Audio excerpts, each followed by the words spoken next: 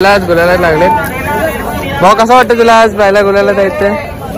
मला जाम भारी वाटतं आज शर्यतीचा पहिलाच गुलाल, तर कसं वाटतं तुम्हाला? पहिलाच गुलाल घेतला आपल्या बैलाने, आता तयारीच तशी होती आपली.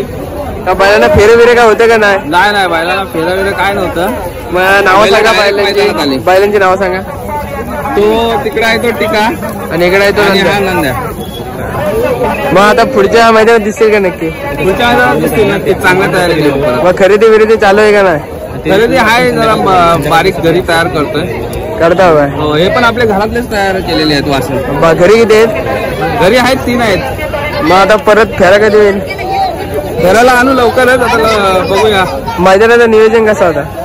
नियोजन चांगलंच असतो दरवर्षीप्रमाणे, ह्याही वर्षी चांगला होता नियोजन. चालणार तुम्ही घेतलात, कसं वाटतंय?